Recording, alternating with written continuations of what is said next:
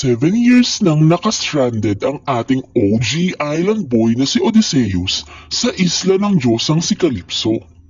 Miss na niya ang kanyang wifey na si Penelope at ang anak niyang si Telemachus na adult na ngayon. Samantala sa Ithaca, akala ng lahat ay pumanaw na si Odysseus. Penelope, bumili ka na sa amin. Mauubusan namin ang pagkain niya dito. Habang gulong-gulo ang Ithaca dahil sa mga makukulit na suitors, bumaba si Goddess Athena mula sa Olympus. Nag-disguise siya bilang isang lalaki para mag-drop ng major info kay Telemachus. Bro, tutuloy life ang tatay mo. Umalis ka na rito at hanapin mo siya. At umalis nga si Telemachus para hanapin ang kanyang ama. Iniwan ang kaharian na may malaking problema sa mga mapagsamantalang suitors. Unang stop ni Telemachus ang Pylos, ang teritoryo ni King Nestor, para mag-ask kung nasaan ba talaga ang tatay niya. Naku, nagawin noon sina Agamemnon at Menelaus. Sumama si Odysseus pero bumalik din. Ang kaso, di ko alam kung nasa na siya ngayon. Habang pauwi si Menelaus galing war, na-stranded siya sa island. Sabi ni Pateus, patay na si Agamemnon. Pero ang tatay mo, buhay. Stuck lang siya kay Calypso. Ang lakas ng loob ng bata na yan. Ambush natin yan at patayin siya pang balik niya. Sige na, kumuha ka na ng raft, tumayos ka na dito. Babush! Gumawa siya ng superstorm. Kakatakas ka, mamatay ka sa bagyo! Nakarating si Odysseus at nawalan ng malay. Punta ka sa gubat ngayon na. Bilis! Sino to? Mukhang kawawa naman, pero mukha siyang hero Alik ka sa palasyo, bibigyan ka namin ng damit at makakain. At oras na para ikwento ang mahaba at madrama kong nakaraan. So ayun na nga, tapos na ang gera sa Troy. Nanalo ang mga Greeks. Guys, tapos na ang laro. Pack up na tayo. Sibat na tayo pabalik ng Greece habang maaga pa. Wait lang, boss. Road trip muna tayo. Dami pang lot dito. Ayaw niyong umuwi? Sige, eto ang bagyo. Deadma sila kay Odysseus. Ayun, na-overrun tuloy sila ng mga kalaban. To make things worse, na bad trip si Zeus.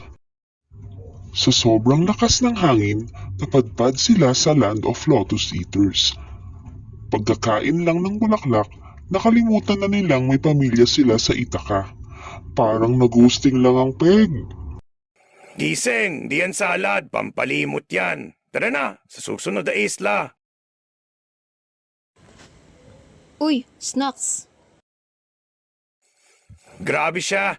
Wait lang, Giant. Tusukin natin tong mata niya habang tulog. Napunta naman sila sa lungga ni Polyphemus, ang Cyclops na anak ni Poseidon.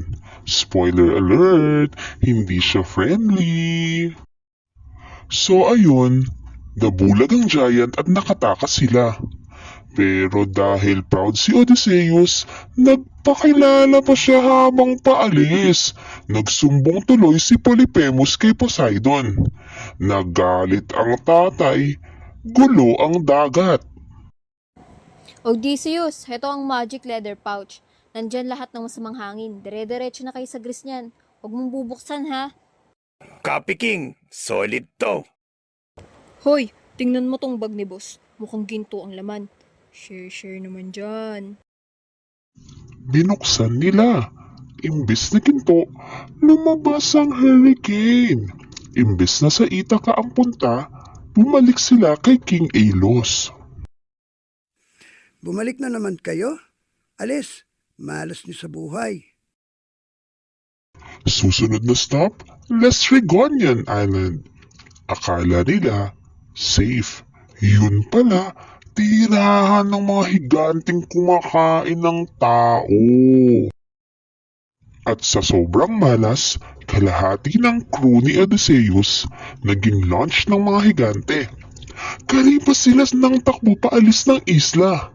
Stress na si Odysseus. Napunta sila sa isla ni Circe.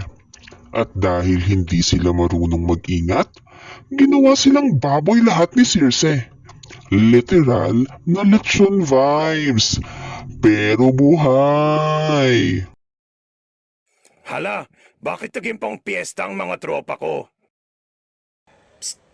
Odysseus, heto, uminom ka muna ng anti-magic drugs para di ka maging bacon. Chill ka lang. Uminom si Odysseus ng wine ni Circe. Pero walang effect. Tinakot niya si Circe na ibalik ang crew niya. Plot twist! Naging tropa nila si Circe at tumambay pa sila doon ng 1 taon. Vacation live daw muna, boss. Odysseus, bago ka umuwi, kailangan mo mag-way sa underworld. Hanapin mo si Tiresias, patay na siya, pero siya lang ang nakakaalam ng shortcut. Kailangan talaga si Hades? Grabing itinerary to. Odysseus, bad trip sa'yo sa Poseidon, pero heto ang tip.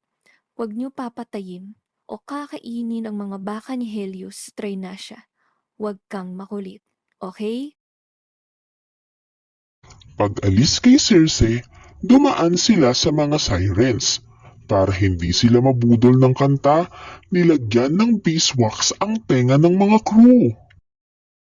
Ang ganda ng kanta. Pakawalan niyo ako, magiinuman na lang kami ng mga isda. Ano daw? Sabi ni boss, dagdagan pa natin ang higpit ng tali. Tapos, dumaan sila sa Silya na may 6 na ulo at Charybdis na giant waterfall. Parang Final Destination lang. 6 na crew ang nilamon ni Silya para lang mabusog siya at makadaan ang iba. Napadpad sila sa Trinasya. 1 buwan silang na-stuck dahil walang hangin. Tapos naubusan ng dilata ang mga crew. Guys, kaysa mamatay tayo sa gutom, ihawin na natin tong baka ni Helios. 1 sacrifice lang, okay na yan. Anong amoy yan? Parang may nagsasamgwe pa. Oh no! Pagkasampa nila ng barko, nagalit si Zeus. Binato ng lightning bolt ang barko nila. Boom! Sabog ang barko. Patay ang lahat. Maliban kay Odysseus na kumapit lang sa 1 pirasong kahoy. Iniluwa ni Charybdis ang 1 piraso ng kahoy. Sinakyan ito ni Odysseus at parang nag-paddleboard hanggang sa mapunta siya sa isla ni Calypso. At doon muna siya na-stuck ng 7 taon. Pero ibang kwento na yon. Matapos ikwento ni Odysseus ang kanyang mga pinagdaanan sa Persia, naawa ang hari. Binigyan siya nito ng barko, mamahaling treasures at free ride pauwi sa Ithaca. Ang plot twist, tulog si Odysseus buong biyahe. Paggising niya, nasa Ithaca na siya. Welcome back, OG! Pero sandali, bawal ka muna magpakita ng ganyan. Gagawa tayo ng reverse makeover. 1 ultimate glow down. Grabe, naging mukhang dugyot ako bigla. Saan ako pupunta neto? Pumunta ka muna sa bahay ng loyal swineherd mo. Ako naman, lilipad sa Sparta upang sunduin ang anak mong si Telemachus para sa inyong family reunion. Samantala, pabalik na si Telemachus galing Sparta gamit ang barko niya. Dala-dala niya ang mga mamahaling regalo ni Menelaus at Helen. Habang naglalayag, may pinasakay siyang hitchhiker, si Theoclymenus, isang prophet na takas mula sa batas galing Argos. Bro, salamat at sakay. May powers akong manghula. Baka kailangan mo sa darating na gulo. Sige bro, welcome sa barko.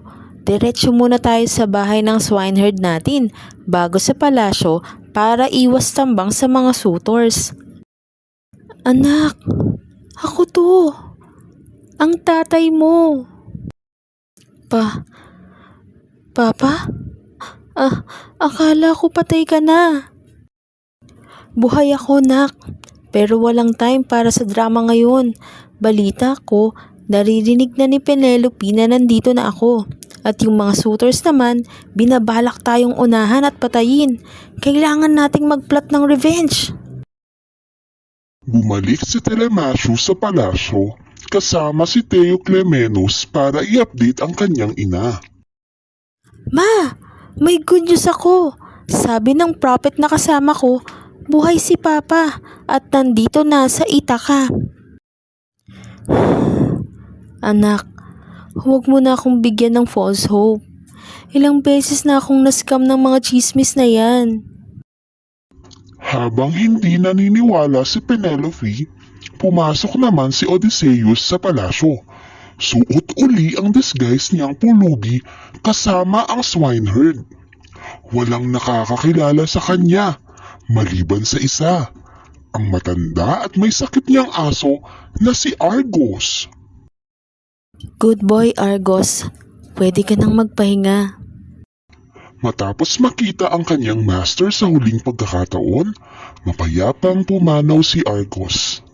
RIP sa pinakaloyal na aso sa kasaysayan. Gabi na at sinimulan na ni Odysseus at Telemachus ang kanilang plano. Palihim nilang itinago lahat ng mga sandata at armors ng mga suitors para wala silang magamit pang laban. Kinaumagahan, nag-propose si Penelope ng isang contest. Okay, mga makukulit na suitors, dahil nai-stress na ako sa inyo, ito ang challenge. Nakikita niya tong bow and arrow ni Odysseus na hindi niya dinala sa Trojan War? Madali lang yan, anong gagawin? Kung sino man sa inyo ang makakapag-string ng bow na ito at makakapag-shoot ng arrow sa butas ng 12 axe heads ng diretso, sa kanya ako magpapakasal. Sisiw! Grabe, bakit ang tigas? Parang bakal! Isa-isang sumubok ang mga suitors pero lahat sila ay nabigo. Walang sapat na gym gains para mabalot ang bow ni Odysseus. Habang nagrereklamo ang mga suitors, lumapit ang nagpapanggap na pulubing si Odysseus. Baka naman pwedeng sumubok ang isang matandang tulad ko. Feel mo naman makakaya mo yan, lolo. Sige nga. Surprise, mga buwisit. Ako ang totoong main character. Oh no! Buhay ang king! Takbo! Pero huli na ang lahat. Dahil walang mga sandata ang mga suitors, naging parang John Wick movie ang palasyo. Pinagbabaril at pinatay ni na Odysseus at Telemachus ang lahat ng mga suitors. Matapos ang madugong linisan, nagka-reunion din sa wakas sina Odysseus at Penelope. Pero ang problema, galit ang mga pamilya ng mga suitors na napatay at gusto nilang maghiganti kay Odysseus. Biglang bumaba si Goddess Athena para magsilbing referee. Hoy, mga taga-Ithaca. Tama na ang gantihan. Walang patutunguhan yang toxicity na yan. Mag-peace offering na kayo at magbago na ng life. Opo, Goddess. Sabi mo eh. Cancel na ang war. At sa wakas, naging mapayapa na ang Ithaca. Nagkasama-samang muli ang mga pamilya. At tapos na rin ang 20 taong epic na bakasyon at travel vlog ni Odysseus.